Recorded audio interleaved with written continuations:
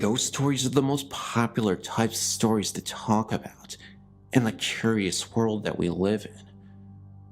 Some of us are skeptics, while others truly believe that the supernatural world is real. I truly believe that entities are real, and this is a true story involving my cousin. He didn't see a ghost, but he felt their presence, and is now fully convinced that we are visited by spirits, even though this event happened years ago, and at the time, he was truly skeptical. My cousin is a doctor, and he lives in the USA. A few years ago, he went out of the United States to Vietnam on business. He ended up visiting Hanoi, Vietnam, which is Vietnam's capital city, and stayed in a hotel with his wife at the time. Immediately after entering the hotel, they were both surprised to see a woman sprinting out of her hotel room and screaming bloody murder. It was such a shock to us at the time, it immediately gave them bad vibes about the property. Nobody knew what happened to her, and for a while, she refused to speak to any of the staff about why she felt so horrified or what happened. She looked sickly and pale, as if she had just seen something grisly. She was breathing heavily and hyperventilating. My cousin, out of curiosity, came up to the front desk and asked what happened. The staff said they weren't sure exactly what had happened, but my cousin mentioned that he was a doctor, and if they needed assistance, he would be happy to help. After a few minutes had passed, she collected herself. My cousin approached her and had a little chat. She swears that she wasn't just having a wild episode of hallucinations, and insisted what she witnessed was real. It was early morning, and the sun was barely starting to shine through the windows. The room was still dim, and the light was off. The woman had just woken up from her sleep. Again, still dark, but light enough to see the room. The hotel room she was staying in was massive, and she was in the kitchen making tea. From the kitchen, you can see into the living room. That's when she saw a man standing right next to the bed. It was the ghost of former president Nhubo Dim Dam. He was president of South Vietnam in the early 1960s, who passed away in a very terrible way. She also said that the night before, she saw a former Vietnam soldier staring at her from the window during the evening. My cousin, being a practical person, kinda dismissed it and advised her to just go home, take some medicine, and relax the rest of the night. Even after she had just calmed down a little, it was obvious she was still visibly shaken by this whole ordeal. My cousin and wife didn't take the room, but there was another couple that checked into the same room. When my cousin woke, he went down to the hotel lobby and noticed just outside the main entrance was an ambulance and a stretcher pulling two bodies into it. He asked the front desk attendant what happened. They said that the couple that checked in mysteriously passed away in their sleep, and nobody knew the cause. They suspected it was a heart attack. At this point, my cousin was starting to act a little apprehensive about staying the rest of the week there, but he continued to sleep at this hotel. His mind never let him believe that it was related to the last incident with the previous lady or tied to the paranormal. Until a couple nights later, all was silent. My cousin was a few doors down from the cursed room, at the hotel. This is where it gets freaky. It was late at night, and my cousin was reading a Vietnamese book when the power started to go off and on. He looked out into the hallway to see if there was anything going on, and all seemed okay. He thought that maybe there was a problem with the electricity, so he called the front desk from his room. What he heard over the phone started to finally freak him out. He said that when he picked up the phone, all he could hear was heavy breathing, and someone hung up. Concerned, my cousin rushed to the desk. A woman was standing right there. He asked her why she didn't say anything over the phone after he had called. The woman said that he didn't make a call. My cousin insisted that he did, that he heard heavy breathing, and that someone else was on the other line, but the woman refused to accept his story. He also said that the lights flickered, and the woman began to grow pale. She urged him to bless his room, because there is something evil and it's disturbing the room. My cousin refused, saying that it was just a coincidence. Finally, a few minutes later, his wife screams. My cousin rushes to the room and asks her what happened. She tells him that she was walking out of her room when she heard voices talking, as if the chatter were coming from inside the hotel room where the couple had passed away. The doctor then demanded the staff open the room, but to their surprise, nobody was there. The staff even claimed that when they went into the room, the bathroom door was open and a dark shadow moved out of the bathroom and then disappeared. My cousin still dismissed everything. He said that things were just chaotic because of the first lady that stayed in the room, and everyone was on edge because of the death of the couple in the same room. He admitted it still creeped him out, but chalked it up to merely a very scary coincidence. However, if it were a coincidence, then how can anyone explain what happened in that room? It seemed to be the only room having issues, aside from the one my cousin was staying in, where he heard the voice over the phone. Either way, this was a pretty insane experience, and I don't know how I would have reacted if I was the one who was there instead of my cousin.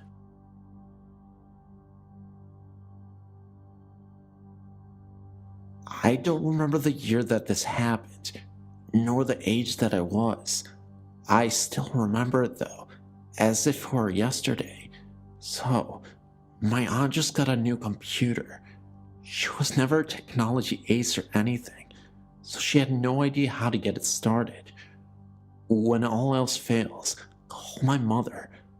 My mom was a whiz at computers, so my aunt asked her to come over and hook up the darn thing. My mother, being the lovely lady that she is, agreed to do it within the week. It was actually that weekend that she decided to do it. So, Mom decides she wants to go over my aunt's house, kinda late for some reason. I was very young and couldn't stay by myself, so she took me along, since calling a babysitter at the last minute would be very rude. We finally got there. I look up at the house, admiring its large size. I did think it looked pretty scary though. We struggled getting inside because my mom couldn't see the keys. As soon as we did get inside, I was frightened. All of the lights were off and nobody was there, or so I thought. My mom wanted to get started with her work since it was maybe 9 o'clock already. She told me to stay upstairs and watch TV while she was in the basement, hooking up the computer. After a while of whining and staying upstairs all alone in the large house, I totally agreed. My mother stayed with me for about 5 minutes, showing me how to work the TV.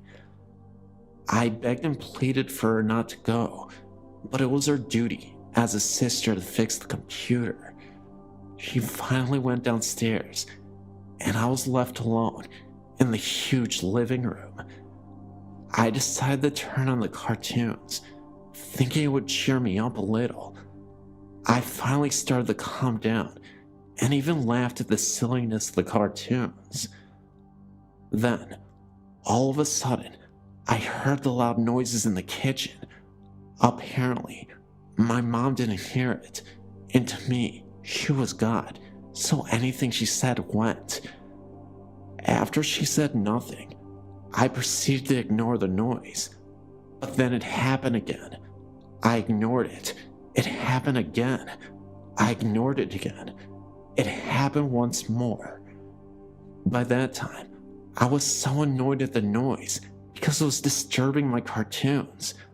I was so mad, I forgot my rule about my mom, and I jumped up from the couch, turned around, and almost yelled, "Shut up!" when I saw this mist in the kitchen. It seemed like it was in the shape of an elderly woman with a long white dress and long white hair. I was so shocked, I couldn't scream. So I ran as fast as my little legs could carry me, downstairs into the basement and into my precious mother's arms. I didn't tell her what happened, as I was still in shock, awe, and amazement at the creature that had stood before me. I only explained about the noises. She said she was hearing little noises, not loud noises, around where she was. I stayed down there with her because she said I could, especially when she saw my little white face. As I was sitting on the couch, playing with numerous toys that were scattered about, I heard a soft bark. Then I heard a whimper, and then another soft bark. I knew it was coming from the room that held the water tank and such. I thought about the dog, Oreo. It must have been him. But then I remembered he died about a couple months before. My aunt and uncle at the time owned no animals, not even a bird, and it was way too late for someone to let their dog out. Besides, I don't think I would have hurt a dog, as I don't believe anyone in the community even owned one. What frightened me the most was that poor little Oreo, a dog that had been banished to live outside for no reason and was never fed, died on the ground right above where I had heard the noise. I told my mom about this. She said that she heard nothing. I told her to hurry up with the computer, which she did because she was hearing things too. We both ran up the steps and out the door. After we looked, we ran to the car and got in. I was scared because the car was not starting up. Then all of a sudden, it did. I was so happy to be out of there. My cousin had heard noises such as the one I had heard in the kitchen, except they were outside of the room. Also, my other cousin claims that he heard a noise in the oven, like something was in it. He opened the oven, and nothing was there, but he swears to this day he did hear something. Now, I mentioned in the title of this story that this was a traveling ghost. I say this because most, if not all, of that family's houses have had some sort of scariness to them. My cousin's current residence is just as haunted. Doors will open and close by themselves. One time, we were watching a movie. It was over, and I wanted to turn the lights on. When I turned them on, I heard a strange buzzing sound in the laundry room. It sounded like when the dryer is done drying clothes, only it was a steady, non-pausing sound. I walked over to the doors and started to put my ear up to make sure the sound was coming from that room. As I did so, all of the lights went off, and the DVD player suddenly turned on, much louder than we had it on. But the thing was, the DVD player had been turned off the whole time. When everything came on, I jumped 5 feet into the air onto my poor cousin, where I proceeded to scratch her neck, holding on for dear life. I don't remember ever watching a movie down there ever again. Later, we asked his mom if she was doing laundry. She asked why, and we told her about the sound. She said she didn't even think about doing a load of laundry. To this day, I'm still scared to stay over my cousin's house.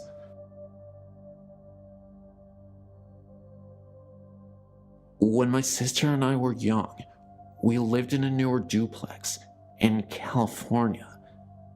It was a small place with only 2 bedrooms, so my sister and I had to share a room. We had our beds on opposite walls, but they both faced the hall. On one side to the hall was my parents' bedroom, on the other was the bathroom, and in the middle of the ceiling was a big square fluorescent light. I think that's where it lived. I can't exactly remember when it started. All I remember is waking up in the middle of the night and seeing what I remember as the electricity man. It seemed to come out of the light, which my parents left on to help us sleep. It looked like a person, but seemed to be made from the light. This happened several times over the next few years we lived in the duplex. I never told anyone about what happened until about 15 years later. My sister and I had come to visit my parents. We're all sitting in the living room talking about our childhood, when my sister had asked if I'd remembered anything strange about the duplex. I asked what she meant by strange. She asked if I had ever seen anyone in the wall. I then told her about my experience with the electric man. Turns out, she saw the same thing.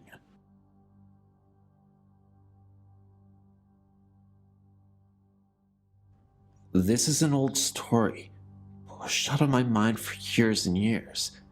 It was 1964-65. I was 4 or 5 years old. Our family, because of my mother's recurrent mental illness, bounced around from apartment to apartment, from shelter to shelter, with or without one or both of our parents in tow. There were 4 of us, and I do not recall if any of my siblings were with me when this happened. It might have been at a foster parent's house. I just don't know. I remember sitting on the side of a small cot in the waning light of a Chicago winter. There was an odd, really dark shadow on the wall to the left of me. It was the size of a small man, and I stared in disbelief, because it had a hat on and was in profile. The outline of the lips, the nose, the forehead was perfect. I was a pro at discerning what was real and what was not real even at that age, because of my mother's problem. And I tell you, I knew that what I was seeing was real, that I was not asleep, and that no shadow could have occurred that so accidentally duplicated the perfection of the human figure that I saw before my eyes. We stared at each other for a very long time, the figure never moving. I never told a soul, as I didn't want to be thrown in a loony bin too. This is the first of many encounters over the years. My mother had the gift. My sister really has it, much more than I.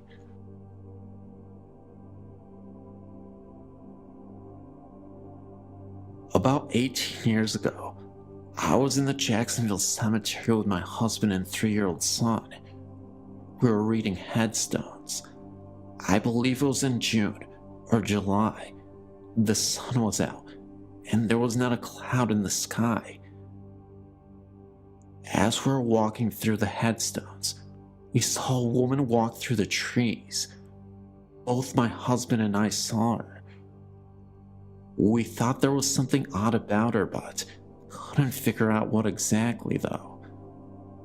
We were walking towards her, and she was probably about 80 yards away. She was walking away from us and stepped behind a tree. Then, we didn't see her again. I said to my husband, "Where did that woman go?" He said, "She stepped behind the tree."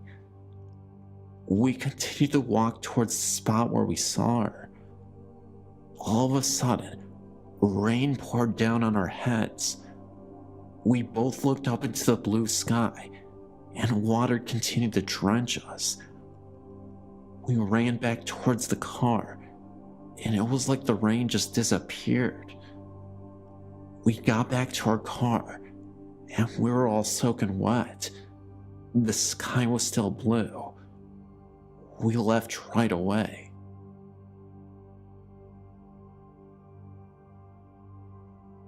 Hello, my name is Wanda.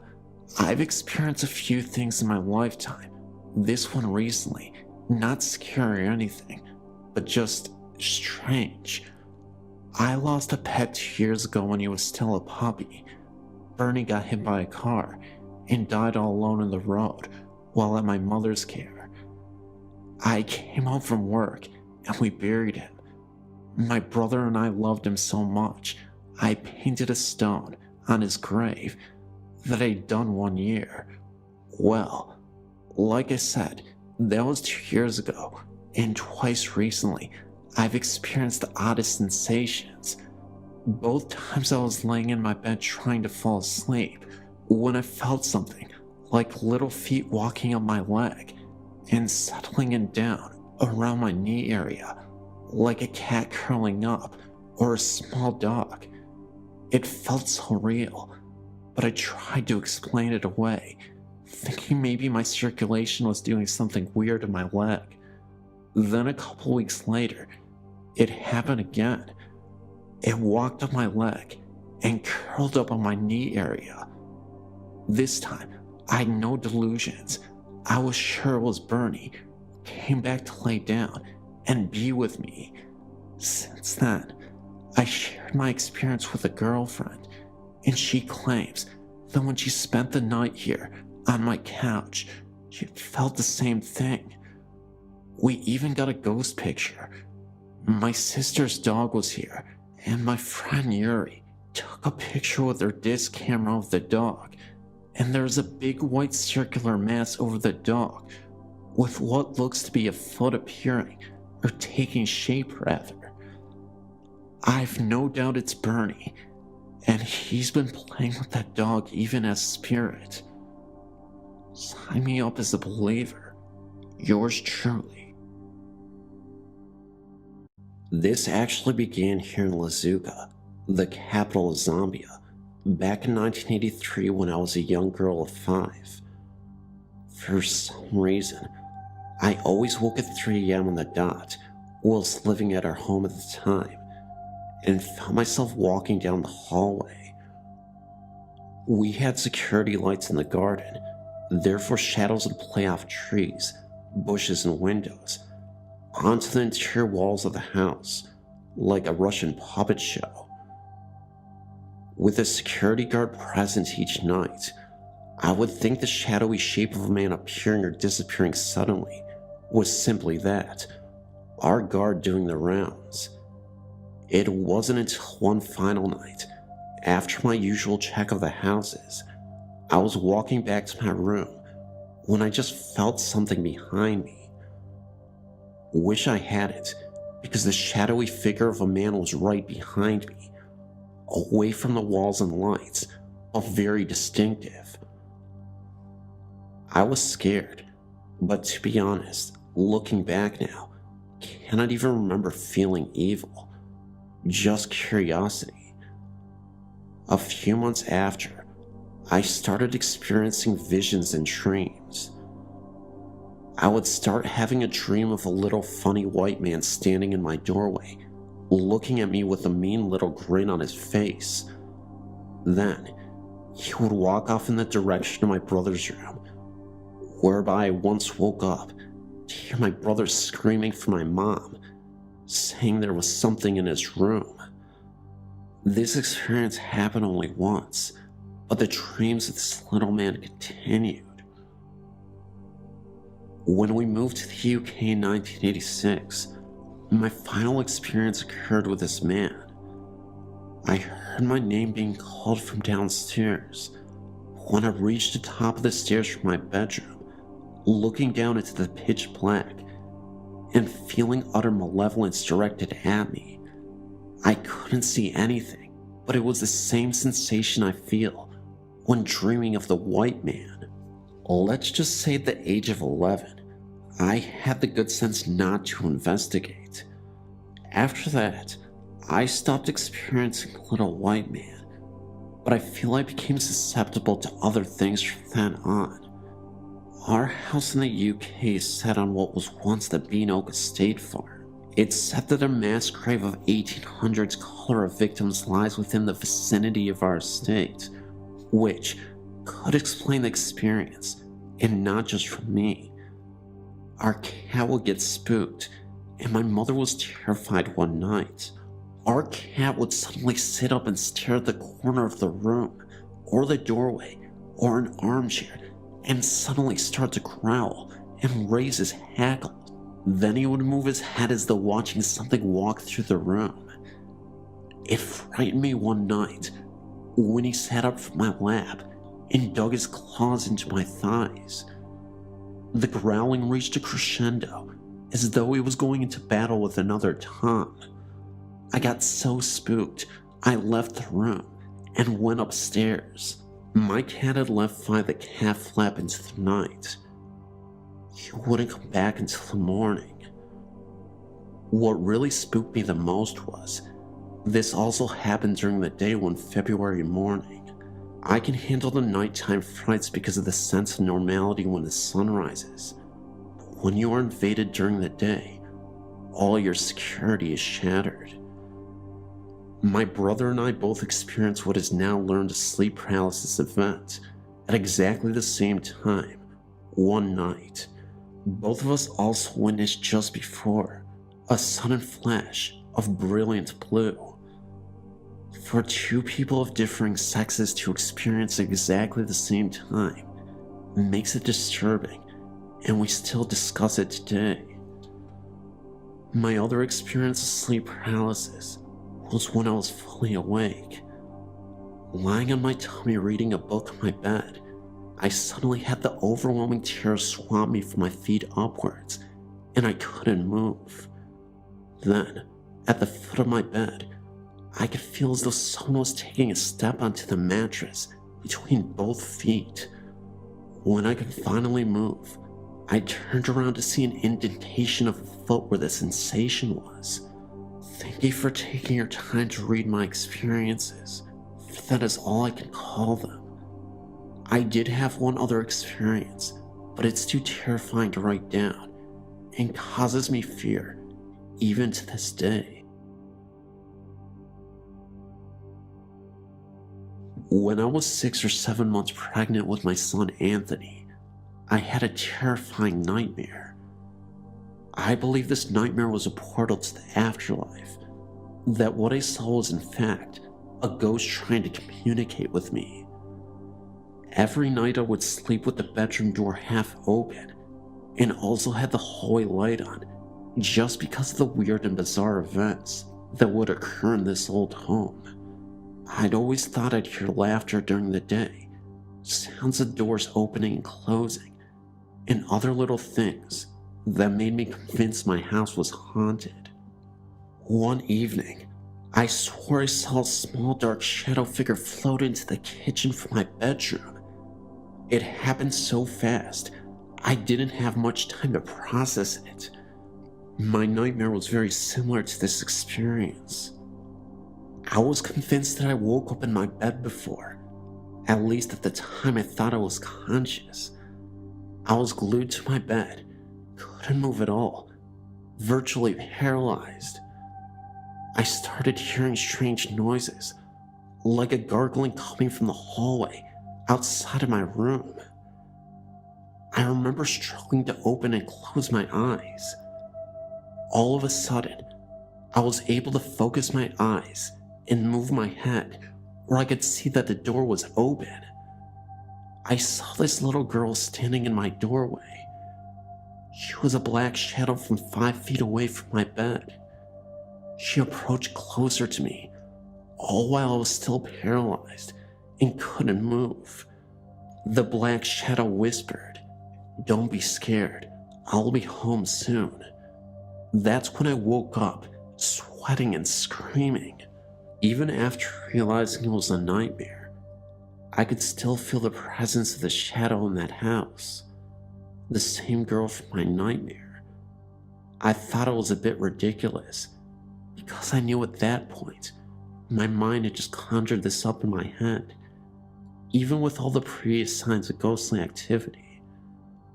What's even weirder, a few days after I received a call from my sister, she was very emotional because she announced to me that she was having a child. The reason why my sister was so emotional was because she had tried for years and years to have children, and she was never able to. Her doctor even told her that she was never going to be able to produce a child. I bet you the shadow from my nightmare came back as her living child. I was never able to find out the history of this house or who lived there, but I can bet you that the little girl used to, and she told me that she was coming back to life. I've noticed that you don't have any ghosts listed for the University Calgary residences in Calgary, Alberta. I had a strange experience in the residence tower called Randall Hall. I'll give you some brief information. There are 2 identical towers, plus some apartment-style residences that were built in the late 1960s when the university was founded. They are both 7 stories tall, with a central communal lounge and 3 hallways radiating out like spokes. Each hallway has 11 rooms and a bathroom. Originally, they were built as a female dorm and a male dorm. I spent 3 years of my university living in Randall Hall. The room that I shared with my roommate was in the co-ed hallway of the 6th floor of Randall. This kind of applies because we shared all facilities with guys. Toilet stalls, urinals, sinks, and showers were all communal. Think Ally McBeal. And we often had guys hang out in our room. Let's just say that there were quite a few of us engineers on that floor. I started the year living in room 661. One night, I woke frequently, and I could have sworn that there was someone in my room, sitting in the chair at my roommate's desk. I passed it off as being asleep, but the next day I did ask my roommate, "Were there any people in our room last night?"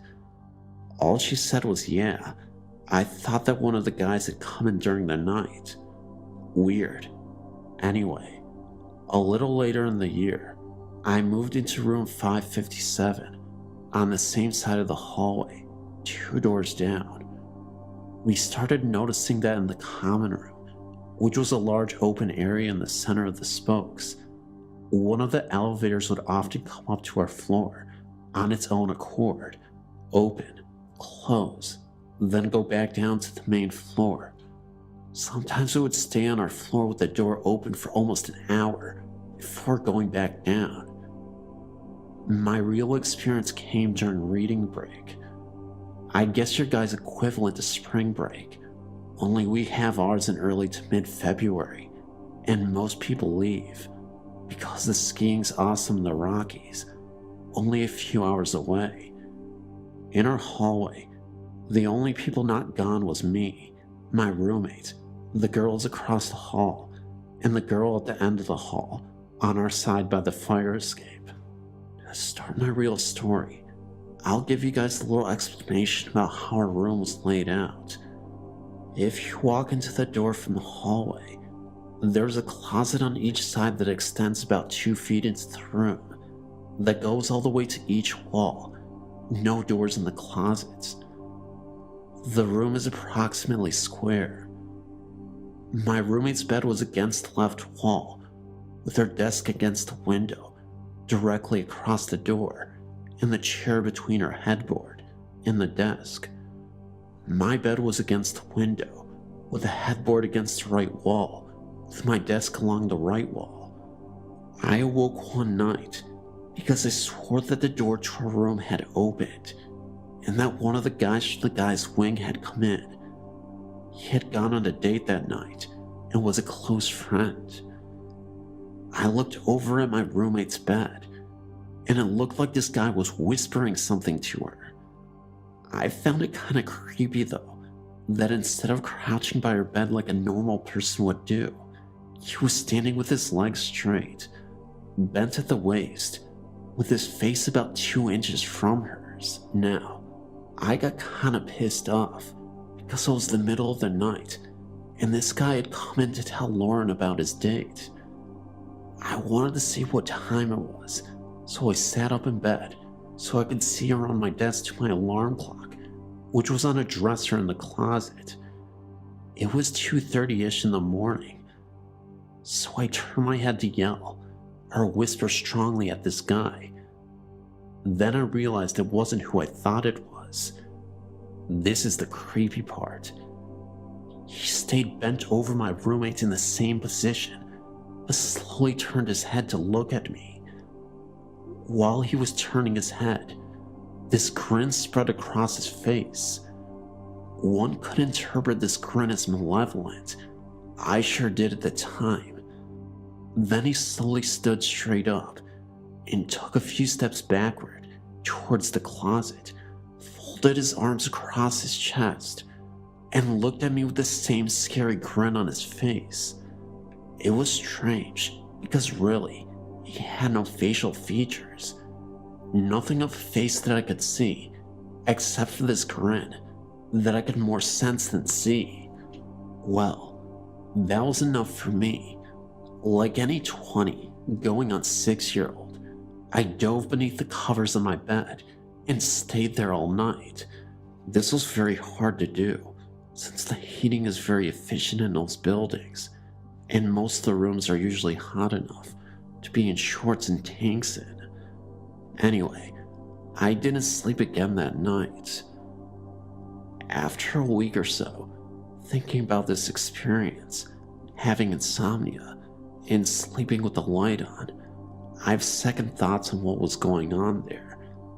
I think that yes, he was intentionally trying to scare someone, but only out of a sense of fun, because he knew he could. I think he had my roommates in his target sights, and he had his face by my roommates, waiting for her to wake up with this ghost face 2 inches from hers.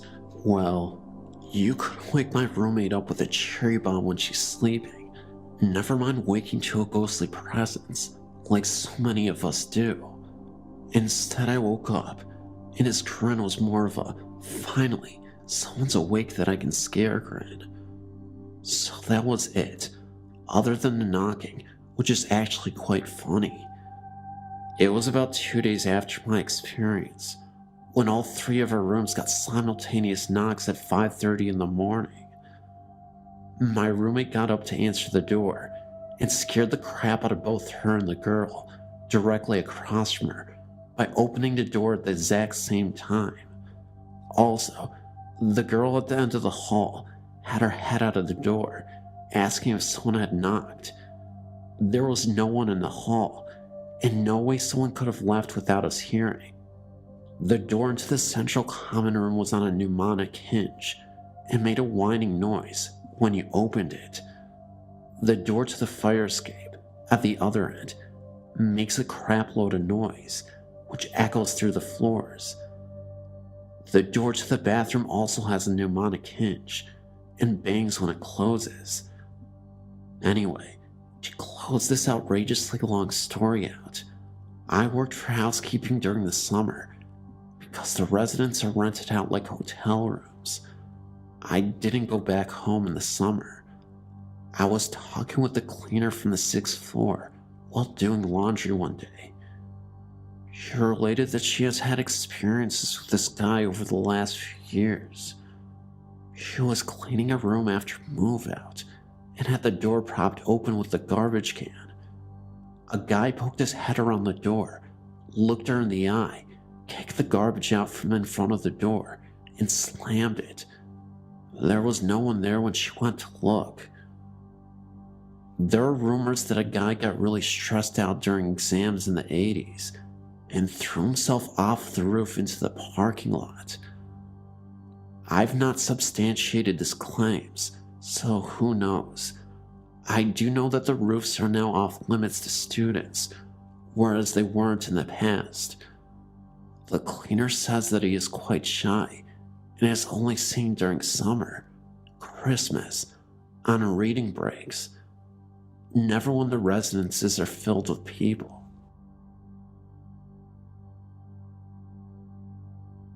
This isn't the first time I've told someone this. Normally people don't believe me because I'm only 14, but I swear that everything I'm about to say is the honest truth. My first experience happened 6 years ago. My friend was sleeping over at mine. We couldn't sleep, so we were just talking in the dark. Well, it wasn't that dark because I had the curtains open. I remember it being a few minutes past midnight. I also remember thinking my friend had stood up because there was a shadow on the wall opposite us, but she was still lying down. But she too had seen the shadow. It had no features and was only head and shoulders. It was where my light switch was. We both looked outside to see if anyone was there. Nothing. So we started to really freak out and closed the curtains as quick as possible. And when we reopened them a few seconds later, it was gone. I have no explanation for this. I definitely wasn't dreaming, and neither of us had imagined it. Later on that year, I was alone in the house watching a video. I stopped the video to get something to eat downstairs. When I came back, the video had been took out from my video player and was on my bed. My next experience happened maybe about 5 or 4 years ago. I was on the computer, and I was the only one in the house, as my brother was out, and my mom and dad were out working. I didn't have any music on at the time, and the TV wasn't on either. Basically, things were silent. I heard this voice coming from downstairs calling my name. It was definitely a woman's voice. Maybe in her late 20s. I wasn't sure at this time. I really started to freak out. It lasted for around 5 minutes, and then it stopped. The next couple of times I heard it really scared me. The last time I heard it, I was home alone again. The TV was on mute, and I was on the computer again. The voice came from right next to me. It shouted my name into my ear. It shocked me so badly that I actually screamed so loud that the people next door heard me. Since then, I haven't heard it, but recently, I've been hearing music playing in and outside of my house. Also recently, things keep happening in my room, like I keep feeling cold spots, and a lot of the time, I feel like I'm not the only one in the room. It's really scary. Plus, my TV has been on mute or changed channels when I'm nowhere near the remote. It scares me a lot. It shook me up so bad that I hate being alone in the house.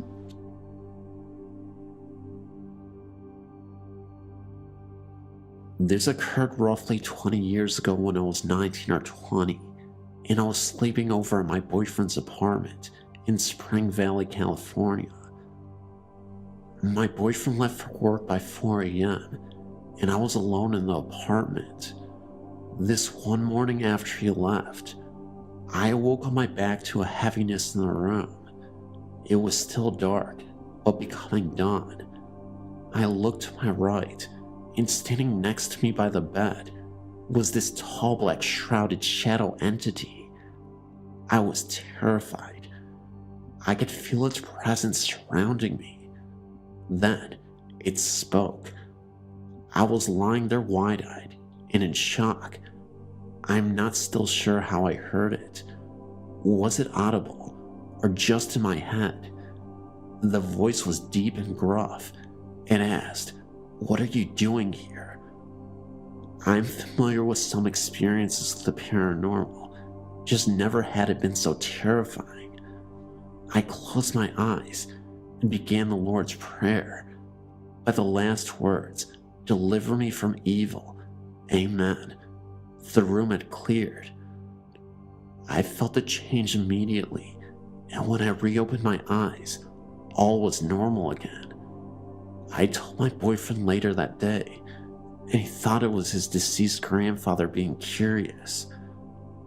My boyfriend's grandma was recently staying with him, and she would tell him stories of the grandfather visiting her. Possible, I guess, but I still wonder what the black shrouded entity was, and what its intentions were.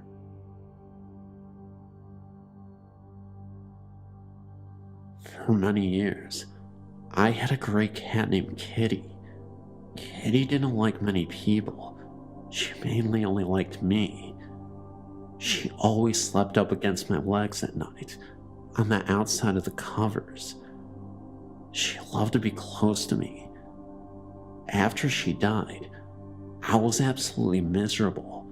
I missed her so much. After a few days, I started getting a glimpse of her walking around the house, out of the corner of my eye. I didn't say anything to anyone for a while. One day, my aunt said that she didn't realize that we had gotten another cat after Kitty had died. I told her that we didn't have any other cats, or any other pets for that matter. She was absolutely convinced that she had seen a cat walk across the doorway in our living room. One night, just as I was going to sleep, I felt Kitty jump up onto the bed and cuddle up against me. I could feel her pressing up against my legs. I tried my best to convince myself that it was just my imagination, but my husband felt her jump onto the bed also. Over the years, she has gradually stopped coming around us so much. She still shows up whenever I'm upset or sick. I guess she just likes to comfort me, just like she did when she was alive.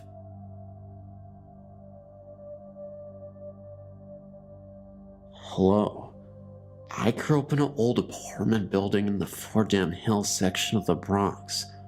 When I was about 14 years old, I was speaking on the telephone to my best friend, who lived upstairs on the 5th floor of the building.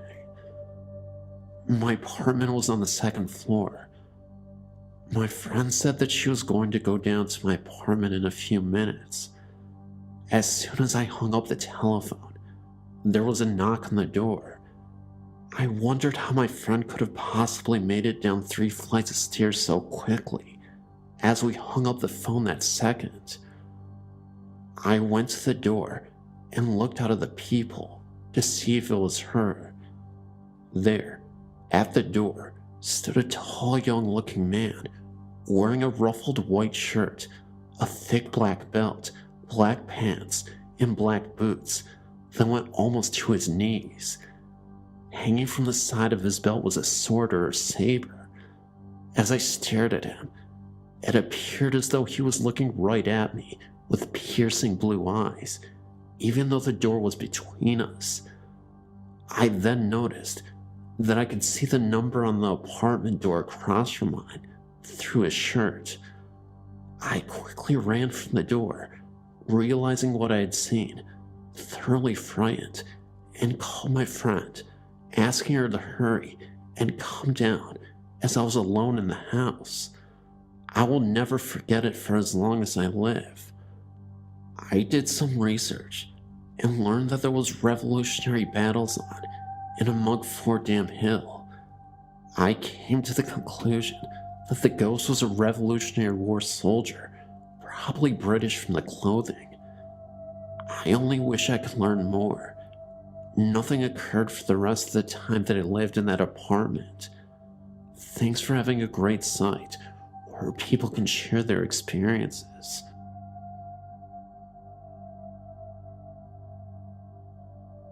Like a lot of people, I've had friends and family members pass away. One of my best friends was John, who died from pancreatic cancer while still in his early 30s. Many years later, I started a habit while praying. I asked God to help me always remember my friends and family who have passed away, who influenced me, and who are a big part of my life. Then I think of their names and say them silently in prayer. About a year ago, our friend and family priest passed away, and I attended the funeral mass. As I was kneeling in the pews, I felt someone beside me. I looked to my right, and there, plain as day, was John. He was there for only 2, maybe 3 seconds, and then disappeared. I shook my head and looked again, but he was gone. I hadn't thought about John at all that day, and I may never know why he decided to show himself. I know that God puts people into your life for a reason, and I know that even after they are gone, they're always with you. I love you, brother. Thanks for the visit. I met my first ghost when I was 4 years old, in the bathroom of the first house I can clearly remember living in, and ever since then, I've been chased by them. The first ghost was a young boy in overalls and a button-down shirt and a straw hat. He looked to be about 6 years old, and didn't do anything except stand there in the bathroom watching as I brushed my teeth. He appeared there several times over the next few months, until my family moved to a house just up the road. In the new house, which was the same property, I never felt comfortable. Sometimes at night, I woke up hearing someone call my name, but the voice was unfamiliar. I was always too afraid to get out of bed, and assumed that if it was my mother or father calling me, they would come to get me. The house was always cold, as I'm told newly built houses usually are for a while. But even years after we moved in, there was always a chill in the air that neither the electric heat nor the wood-burning stove could chase away, even in the summer. The first time anything appeared to me in that house, I was 7, and my brother Josh was a few months old. His crib was kept in my room, and I was always the first to wake up when he was crying. One night, in March, when Josh was 5 months old, he was crying, and he woke me. I sat up in bed and waited for Mom to come in and get him, and as I looked out my bedroom window, I saw something silvery and translucent, standing on the railing of the deck, on the back of the house. As my eyes came into focus, I made out the vague figure of a heavy-set woman with a little boy in her arms. The same little boy who had appeared to me in the bathroom of the old house 3 years before. She extended her arms and held them, dangling from her hands, and then let them go. I quickly closed my eyes, not wanting to see what happened. I heard the sound of a child crying. I covered my hand with my pillow and tried to go back to sleep. Through the rest of my childhood, there were many more experiences of this type. I saw a male ghost that I presumed to be the father of the little boy ghost, a much younger little girl ghost, and an older girl who had a distressed look about her, as if she had been through something terrible. Her clothes were ragged and torn up, and appeared to be stained with something dark. I speculated that it might have been blood, and every year, on the night of August 1st, I lie awake at night, listening to the sounds of children screaming. I gave up trying to explain the sights and sounds to my parents, who just laughed at me. Their excuses for not believing me went from inadequate to just ridiculous. At one point, when I was 11 or 12 years old, they told me ghosts don't haunt new houses because they can't make enough noise. All that changed when I was 15. My mom and I were up late watching a movie after she had come in from work.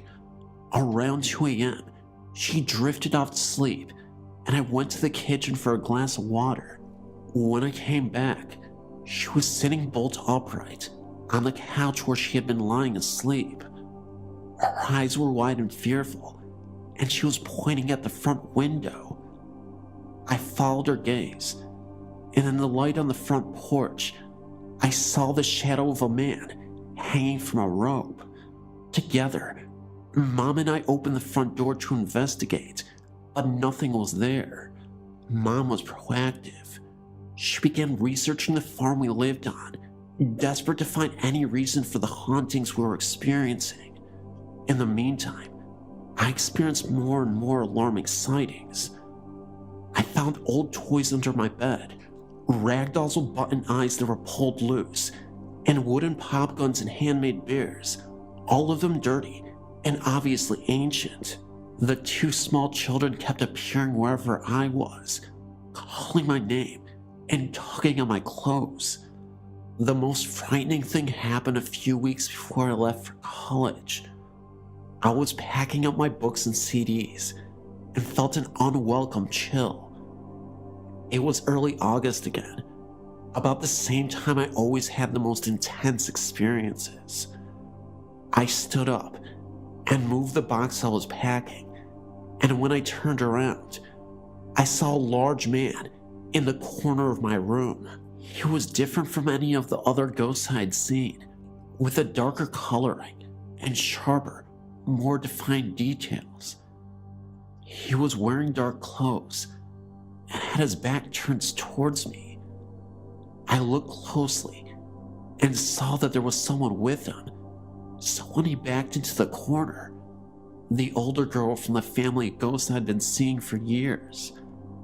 He was harming her, though I couldn't tell if he was just beating her or trying to mess with her or what.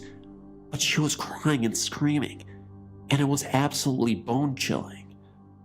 As I stood there in the room watching, the other male ghost came into the room holding an axe and approached the other two in the corner. I couldn't watch and ran out of the room. Over the next few years, my mother documented everything she had seen and heard in this house, ranging from the same sorts of things I had seen to some even more aggressive appearances. One day in early August, a couple of years after I left for college, she was in the barn watering the horses and tripped over an axe.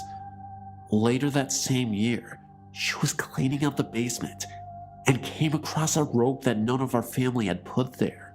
Her research on the farm and the original house that stood on the land revealed that it had once belonged to a wealthy family named Hawkins. The father, Thomas, was convicted in 1893 of the murder of a young man named James Logan after discovering him in his daughter's Francine's bedroom. Thomas was put to sleep later that year. His wife Josephine and their two young children were killed during a tornado in March of the next year, and the property was sold at an auction the following August, a year after the murder of James Logan.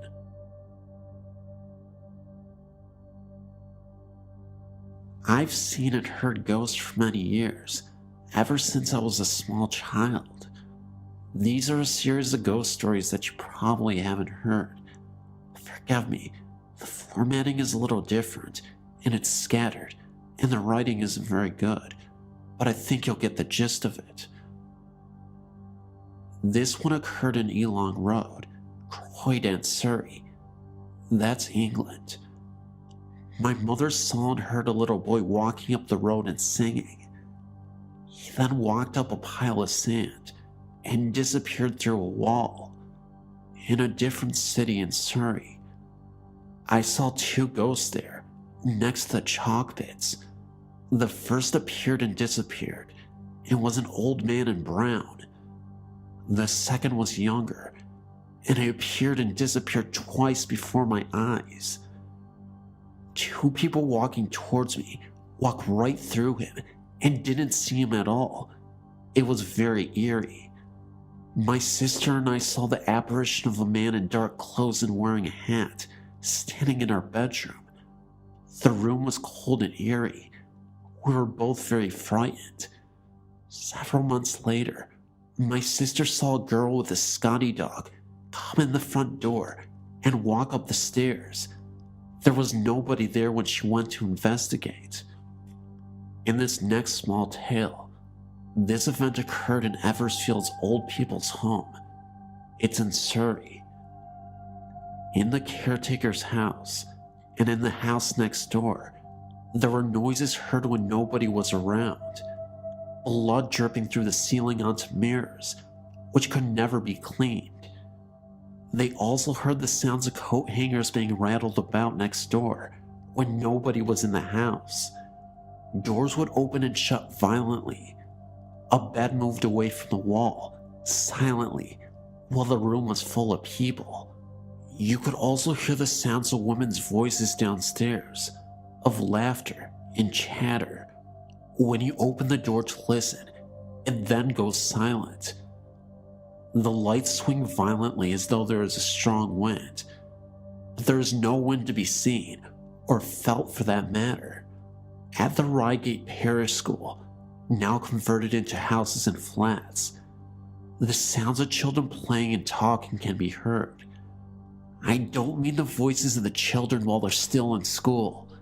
By the time they leave, after hours, you could hear the voices of children still ringing. People have also reported piano playing as well as a tambourine. When they go to open the door, the playing stops, but the piano is reverberating.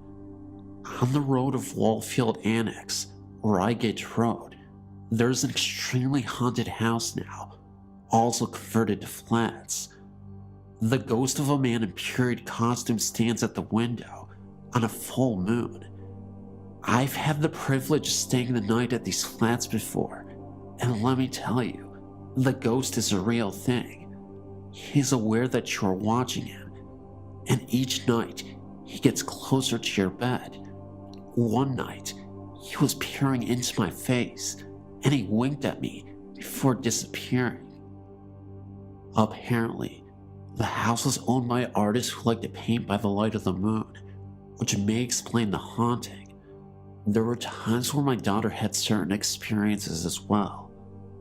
My daughter told me that she had a friend, a child, who visited her at night and stood at the end of the bed.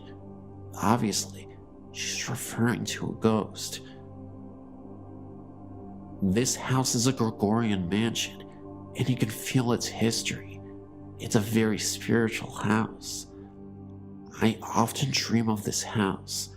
Perhaps my spirit is there, even in life. Anyway, that's all my stories that I have to share.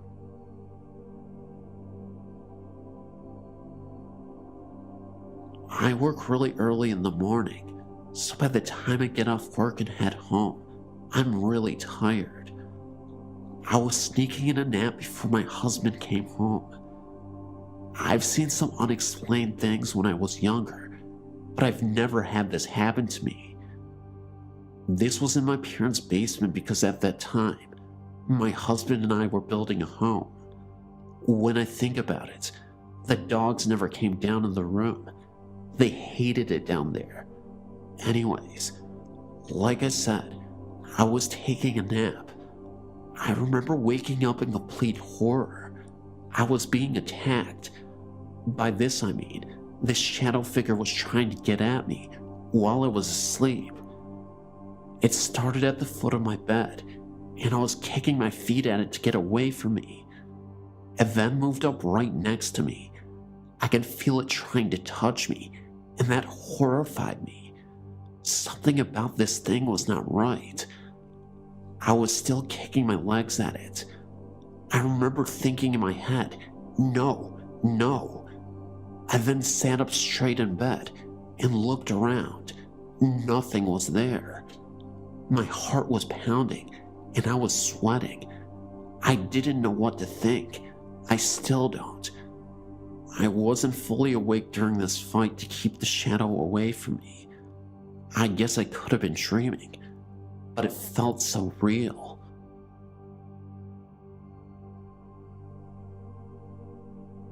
Living with a ghost is not all that bad, as my family and I have found out. We moved to our home in the Skyline Estates in 1991. At the time, we had our 3 and 1-year-old boys living at home. We started to get clues that something unruly was living with us when my wife and I started to hear our 3-year-old talking to someone in his bedroom. He told us that it was an older lady that came to talk to him. He stayed in that room for 3 years until he moved him to another room and put his younger brother in that room. The same thing started happening with the other brother. We have 2 younger kids who also stayed in that room once, and they all reported that an old lady had visited them. Oftentimes, the lady would speak through them. The kids would call her Miss G. Miss G would also make herself known to my wife and I. She was very active any time we made improvements to our home. She would come and watch us, often from the closet, as we would consistently hear and see the closet door open.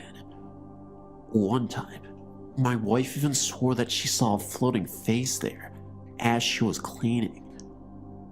When we were working on the house, we would also feel as though a hand was placed on our bodies. At this moment, we'd also feel a draft of cold come in. When I was working alone, I'd feel the hand again, thinking that this time it was my wife. I would stop to say something, look over my shoulder, and there would be nobody there.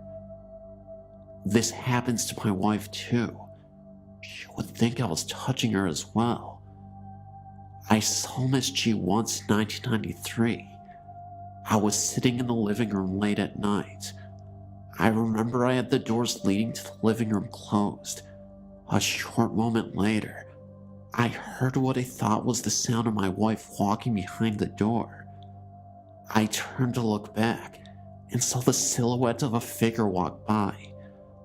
I immediately went to open the door and look for my wife when I saw a figure move quickly from the hallway into the kitchen, then turn the corner. It happened so fast, and it spooked me. That's when my wife walked through the front door. She had been shopping. That's when I suddenly realized that this was the presence of Miss G that was making herself known to me. Even though it spooked me, I don't think she meant any harm by it. As if to say, sorry, I'm just passing through here. My wife has had many interactions with her in the kitchen while cooking. She would set the table and ask her to move a plate. The plate would move slightly forward on its own. Not a big movement, but enough to let her know she was there.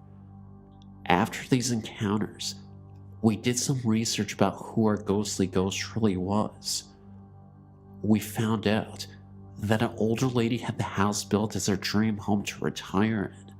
Unfortunately, she passed away only a day after she moved in. There was another homeowner who bought the house before us. They only lived there for a month before moving out to live with their kids. I really don't think Miss G is a threat to us, but I believe when we do eventually move from this house, we'll miss her presence, even if it's a bit scary at times.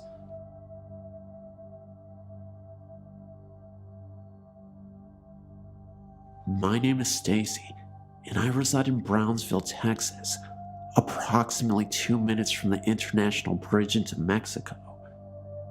What I'm about to tell you is something that happened to me when I was in the 3rd grade, and haven't been able to forget since then. I'm now 25. I remember very distinctly that it was Halloween night, and my brother, father, and I had just returned from a night of trick-or-treating. It was almost midnight when my parents sent us to bed, worried we wouldn't wake up in time for school the next day. At this time, being so young and so close to the border, I shared a room with my nanny. We slept on 2 twin beds.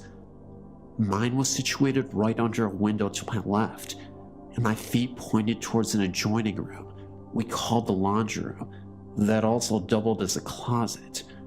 There was a window in there as well, which illuminated the little room with light from the moon in conjunction with the street lamps.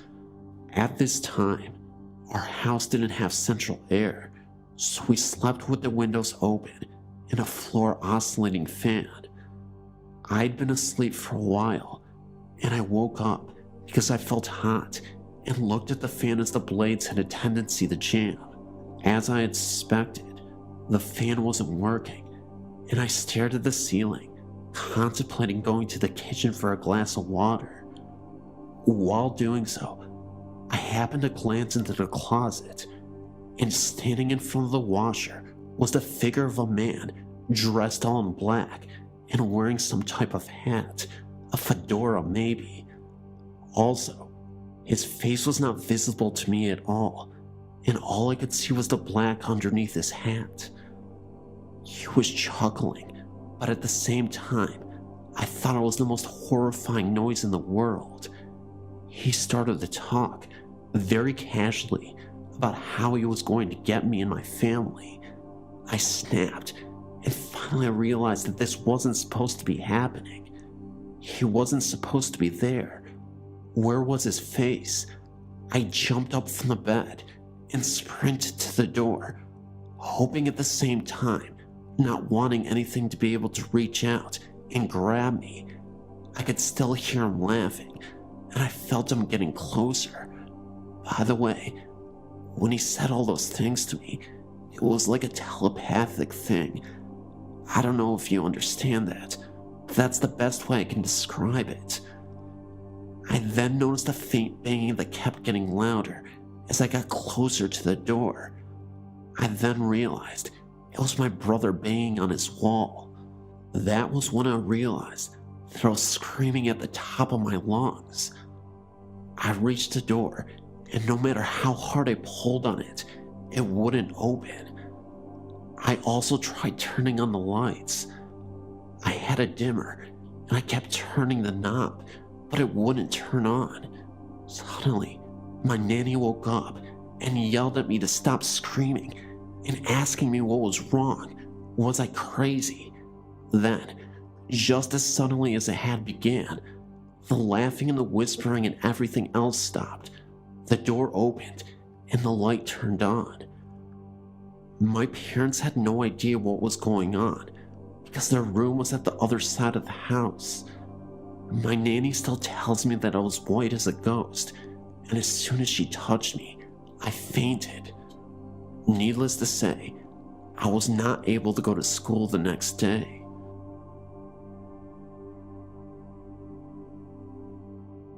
When I was about 7 years old, I can remember this very strange house in West Virginia I used to live in.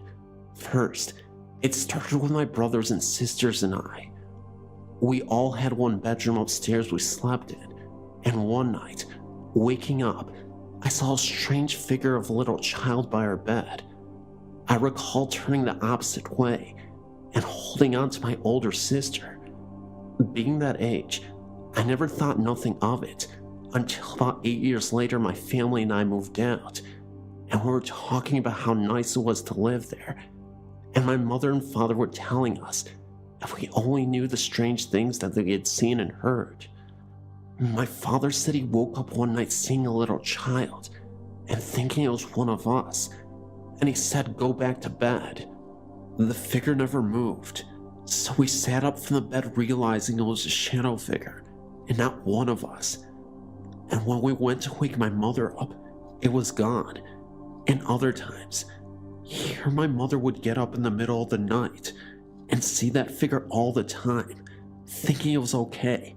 Nothing bad was really happening.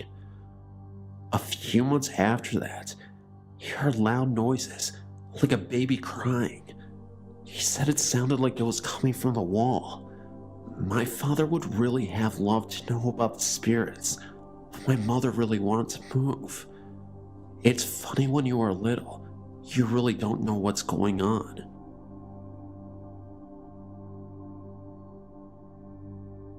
When I was little, I used to play outside a lot. In my country, the weather is really hot. So hot that if you stay under the sun for 5 minutes and then go back inside, your head hurts and you will see lights everywhere, for a while anyway. I always used to see figures that those lights would make, but I wasn't scared at all because I knew that the sun was making them. One day, I was outside playing with my brother, but it wasn't as hot to make your head hurt or see figures and lights. I saw a shape of a black dog walking or going somewhere, and then it disappeared. Well, the dog wasn't walking, he was just going somewhere. The figure was not perfectly clear to say that it was definitely a dog, but it really looked like one, and once I saw it, I didn't say anything because I was used to seeing things because of the strong sun. But as soon as I saw it, it disappeared. My brother said, "Hey, did you see that figure of that black dog that went by and disappeared?" I was shocked because I thought I was the only one that saw that thing. It was crazy. So that was a very strange experience. We both asked each other what the heck that was. We were very confused. I'm sure that the figure we saw was a ghost. Hey guys, so first of all, thank you so much for watching this video. I really appreciate it. I really hope you enjoyed the compilation. And if you could do me a big favor and just share this video. I know I say that a lot, but it really goes a long way into actually getting me recommended into the algorithm. You guys always do a great job of leaving comments in the comment section below. So please, if you're watching this video, just do anything you can to leave a comment, like the video, and share it. I'm actually a bit frustrated with myself, but it wasn't my fault entirely. My voice kind of broke down on me, and I was originally going to record like a new set of stories, but I figured I'd throw this out for you guys just in case anyway. But I think with a couple days of rest, I can record again, and you guys will get another video very soon. So again, I really apologize for that, but thank you also to my Patreons. I got like a couple new ones, and I want to thank you guys so much for joining. It really does make a difference, like all the donations that you guys send me. Especially for a really poor guy like me who is trying to make it on YouTube. So really appreciate everything you guys do for me, everybody who donates, everybody who just watches the video, and you know, it helps, especially when I have an issue getting a video out. My voice doesn't work, so thank you. Love you guys. I'll go now and see you in the next video.